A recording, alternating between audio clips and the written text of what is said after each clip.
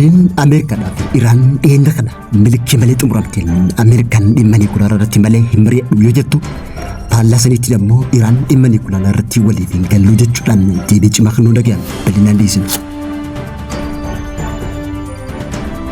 Barreessaan dhaabbata mootummoota gamtoomanii Antooniyoo Guuterees Strait of Hormuz hatattamaan banamuu akka qabu gaafachuun dhagayame. Gamtaan Imireetota Arabaa miseensummaa dhaabbata biyyootaan bobaa gabaa addunyaatiif dhiyeessan keessaa baasuun murteessuun dhagayame. Bulchiinsi magaalaa Maqalee kutaan magaalaa Kidaamayaa wayilee jedhamu kaffaltii moobaayil baankiingiin dabru uguramuu akka danda'u beeksisuun dhagayame. Kunis kan mudate eega pirezidaantiin bulchiinsa yeroo Tigraay Jeneraal Taaddasaa Birruu kantiibaa bulchiinsa magaalaa Maqalee hojiirra ari'an booda ta'uu isaatii bal'inaan dhiyeessina. Daawwattootaa fi hordoftoota lammii miidiyaa nageenyi keenya bakka jirtan maratti isin dhaqqabu kanneen amma isin dhageessifne hanga footoo oduu lammii miidiyaatii amma bal'ina oduutti aansina.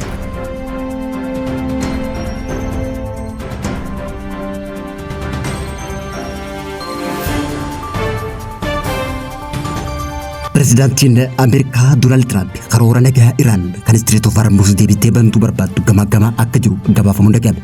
Gareen nageenya biyyaalessaa pirezidaantii Doonaald Tiraamp karoora nagaa Iraan yaada dhiyeessite kan Ameerikaan waraana Israa'el waliin ta'uun bante akka xumurtu ammallee Strait of Hormuz akka deebitee bantuuf sagantaa niikularaa irratti mariin hanga waraanni sun xumuramutti haa dheereffamu jechuudhaan gaafii dhiyeessite irra deebi'uudhaan gamaa jiraachuun ibsame.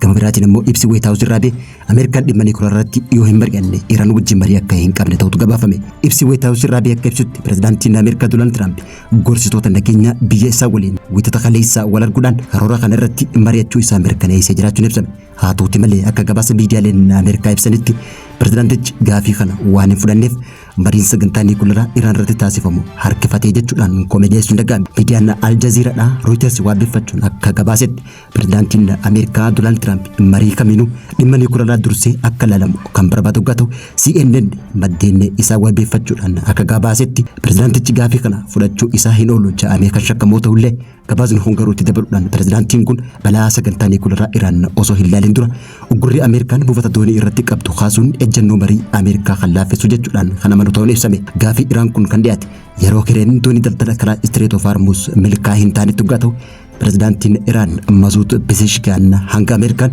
uggura buufata doonii Iraan irratti keessa kaaftutti Iraan hin mari'attu jechuudhaan ejjennoo Iraan ibsuun dhaga'ame. Ameerikaa fi Iraan waraana ji'a tokkoof ture kana leellaa Ameerikaa fi Israa'el ta'uudhaan irratti banan xumuruudhaaf eebila 8 yeroof dhukaasa dhaabuu irratti walii galan illee waliigalteen dhukaasa dhaabuu kun xumuramuudhaan ammallee biyyattiin wal waraansa lammaffaatti deemuu malti jechuudhaan sodaan jiraachuun ibsame. Mirga Strait of Hormuz irratti waliigaltee dhabuu akkasumallee marii sagantaa niikularaa Iraan irratti Ameerikaa fi Iraan ammallee kan waliin hin galle ta'uu kan agarsiisu ta'uun ibsame. Kana malee ammoo waldhabdee wal fakkaataa Israa'el fi Libaanos gidduutti uumameen waldhabdeen kun naannoo san daran hammaataa kan jiru yoo ta'u ammaas biyyoonni baay'ee jiddu galeessa waraana marsaa lammaffaatti seenuuf qarqarra jiraachuu saayintistoonnii fi xiinxaltoonni addunyaa ibsan.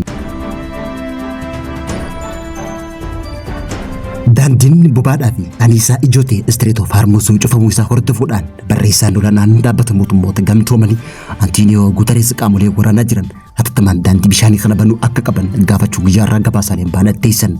Barreessaan olaanaan kun rakkoon daldala addunyaa keessatti uumamu hambisuudhaaf daandiin galaanaa banaatee akka turuu fi dooniiwwan gufuu malee akka dabaran gaafachuun ibsame. Waldhabdee Ameerikaa fi Iraan jidduutti deemaa jiruun kan cufame Strait of Hormuzaan daandiin kun ijoo bobaatiif gaazii uumamaa dhangala'aa addunyaa harka 20 ol keessa dabru waan ta'eef daandiin kun hatattamaan banamuu akka qabu gaafate. Qaamoleen dhimmi ilaallatu hundinuu Strait kana akka banan dooniiwwan walabaan fi loogii malee akka keessa dabran hayyamamuu akka qabuu fi dinagdeen idil addunyaa karaa salphaatiin akka guddatuuf kan gargaaru ta'uu ibsee jira. Yeroo ammaa tana cufamuu daandii Strait of Hormuz hordofee qaala'insi jireenyaa addunyaa guutuu weerarraa jiraachuun ni beekama. Antooniyoo Guuterees itti dabaluun akka jetti dhuma baatii fulbaanaa irraa eegalee Strait of Hormuz cufamuun isaa gabaan isaa fi meeshaalee addunyaa irratti jeequmsa guddaa kan fide waan ta'eef erga COVID-19 fi as waraana Yuukireen booda rakkoon jabaan Strait of Hormuz cufamuun booda kan dhalate ta'uu beeksise. Yeroo ammaa tana namoonni galaana irra deeman 20 ol galaana irratti akka ukkaanfamanii dooniiwwan daldala kuma hedduun lakkaa'aman balaadhaaf saaxilamuu hoogganaan kun ibsee jira. jira.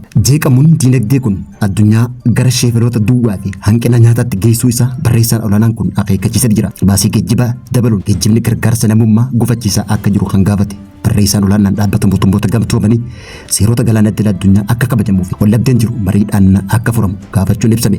Galaanonni bakka waldhabdee otoo hin taane bakka tumsaa ta'uu akka qabu barreessaan olaanaan dhaabbata mootummoota gamtoomanii Antooniyoo Guuterees guyyaa irraa gaafachuu miidiyaaleen idil addunyaa garagaraa gabaasanitti jira. Dhaabbanni biyyoota boba'aa gabaa addunyaa dhiyeessan waggaa dheeraaf miseensota isaa keessaa tokko kan taate gamtaan Emireetii Arabaa Yuunaayitid Arab Emireet jaarmiyaa kana keessaa bahuudhaaf murteessuun isii gabaafame. Kunis Yuunaayitid Arab Emireet imaammata aniisaaf dursa diinagdee isii irra deebitee mataaluudhaan waxabajjii bara 2026 irraa eegalte miseensummaa isii addaan kutuuf fedhii kan qabdu ta'ullee kibxata irraa immoo ifaan ifatti keessaa bahuuf murteessuun isii gabaafame. Ibsa Yuunaayitid Arab Emireet baafteen murteen tun kallattiidhaan tarsiimuuf diinagdee yeroo dheeraa biyyatti kan calaqqisu hoggaa ta'u dandeettii oomisha biyya keessaa irratti investimentii saffisaa gochuun humna aniisaa isii guddisuuf kan kaayyeeffatame ta'uun ibsamee jira.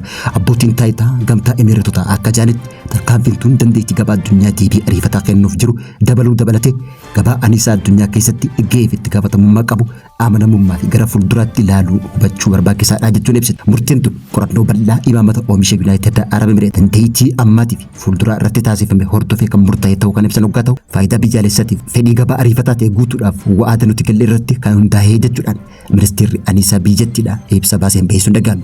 Murteen Yuunaayitid Arab Emireet kun walta'insa isiin dhaabbata OPEC waliin waggoota 10 taasisaa turteef isa xumuraa kan ta'u hoggaa ta'u biyyi tun bara 1967tti miseensummaa kan eegalte hoggaa ta'u bara 1971tti Yuunaayitid Arab Emireet erga hundeeffamtee booda miseensummaa isii itti fuftullee waggoota kana keessatti garuu gabaa boba'aa tasgabbeessuuf oomishtoota gurguddoo jidduutti dubbiin akka uumamu gochuu keessatti gahee olaanaa taphattee jiraachuun ibsame. Ibsi kun kan ba'e rakkoo naannicha hammachaa dhufuun wal qabate yoo ta'u keessumattuu torbaanota dabraniif haleellaa misaa'ilaa fi diroonii Iraan miseensa OPEC'tiin raawwatame hammachaa dhufuu ishiitiin kan wal qabatu ta'uun ibsame. Haalli kun caalaatti ammoo kan ammaate erga Iraan hulaa galaana Strait of Hormuz cuftee fi oomishaaleen boba'aa addunyaa keessa dabran erga dhaabbataniin booda Yuunaayitid Arab Emireet murtii kana dabarsuun ibsame. Gufuun kun utubaa diinagdee Yuunaayitid Arab Emireet kan ta'e gabaa boba'aa kan miidhu hoggaa ta'u imaammata isii irra deebitee madaaluuf akka ariifattullee kan taasisu ta'uun ibsame. Akka gabaasni guyyaa irraa ba'ee ibsutti Emireetonni Arabaa Suudi Arabiyaa Iraaqitti itti aantummaadhaan oomisha guddaa kan oomishan hoggaa ta'u kanaanis ammoo Yuunaayitid Arab Emireet olaantummaa boba'aa kan qabdu hoggaa ta'u kunis ibsa kana baasuudhaan miseensummaa biyyoota kanneen keessaa bahu ibsuun dhaga'ame. Bulchiinsa magaalaa Maqalee kutaa magaalaa Keedamaa waa'ee ja'amutti kafaltiin moobaayil baankingii ugguramuun dhaga'ame. Kunis kan mudate egaa pirezidaantiin bulchiinsa yeroo Tigraay Jeneraal Taaddasaa Warradaatiif turtiin aangoo waggaa tokko ministeera muummee Itoophiyaa Dr. Abiyyi Ahmediin dabalame irraa kaasee hooggantoonni TPLF fi pirezidaanticha mormuu hordofee pirezidaantichi hooggantoota Maqaleetii fi hooggantoota Tigraay hedduu aangoo irraa kaasuun ni yaadatama.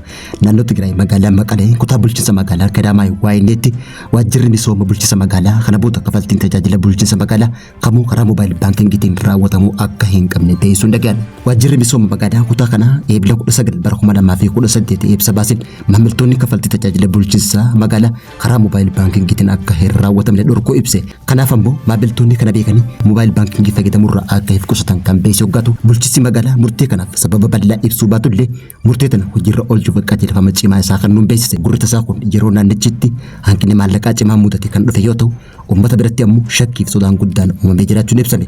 Namoonni hedduun dhimmichi taateewwan wal fakkaataa yeroo waraana dabree keessatti mul'atan waliin waan wal fakkaatuuf hojii maxxansa maallaqaa seeraan alaa jiraachuu akka qabullee shakkii guddaa keessa galuun himame. Magaalaan Maqalee sababa uggura kafaltii dijitaalaa hanga ammaatti ifatti kan ibsine yoo ta'u haa ta'uutii malee ammoo waajjirri kun ibsa kana keessatti eega pirezidaantiin bulchiinsa yeroo Tigraay Jeneraal Taaddasaa Warradaa kantiibaa bulchiinsa magaalaa Maqalee dabalate aangawoota olaanoo hojiirra ariiboota yoo ta'u kunis kutaan magaalaa kun addatti qajeelfama naannootiin alatti ibsa kana baasuun jiraatota shakkii guddaa keessa galchuun ibsame. Daawwattoota fi hordoftoota Lammii Miidiyaa irraa oduu yeroo kanaaf qabnu kan gammadduu hordofaa turtanii turtii gaarii.